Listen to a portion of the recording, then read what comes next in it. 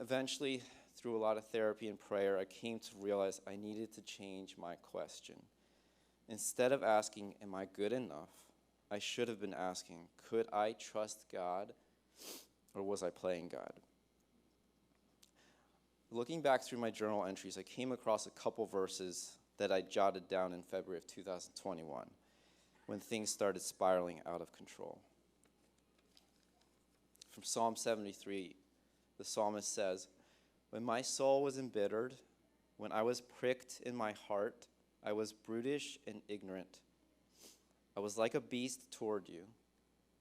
But though my flesh and my heart may fail, God is the strength of my heart and my portion forever." And while I love to say that everything immediately became better, it has been a slow process. The answer to my original question, am I good enough, is a resounding no. The truth is, none of us will ever be good enough. Not for ourselves, not for others, not even for God. No one will ever be perfect. And I realized the more I attempted to, the more inadequate I would feel. As it says in Romans 3:23, "For all have fallen short of the glory of God." But that is not a complete thought. Because the next verse says that we are justified by his grace as a gift. So, am I good enough? Was just not the right question. Looking back and how hard everything was, I sometimes ask myself, how was I not on my knees praying for him to save me or provide some relief when all I felt in my heart for a very long time was devastation and pain and betrayal? It's weird. It never even crossed my mind. I think about this time in my life a lot and reflect on my process of healing. And it wasn't until sometime later that things had finally clicked. I didn't need to call on God. He called on me.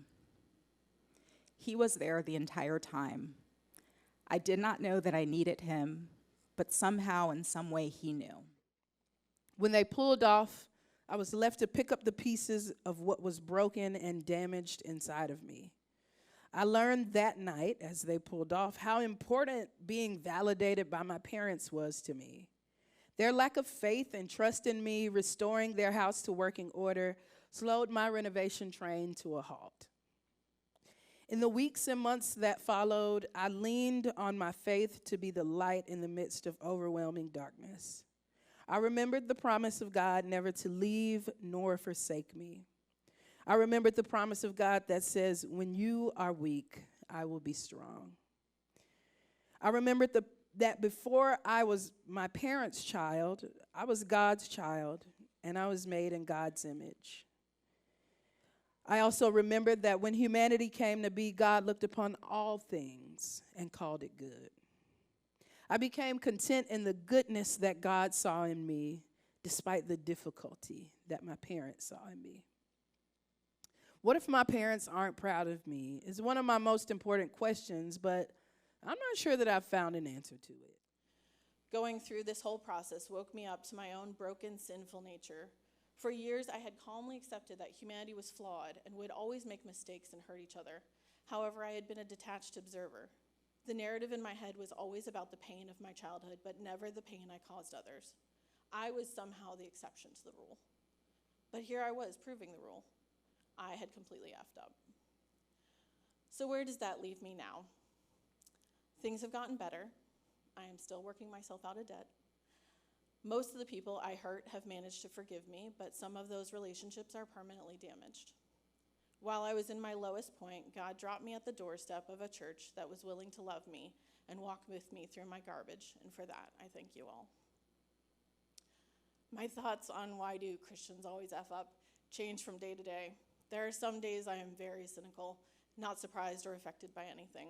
There are other days when I am hopeful and see my own fallibility in others as a constant reminder of the amazingness of grace.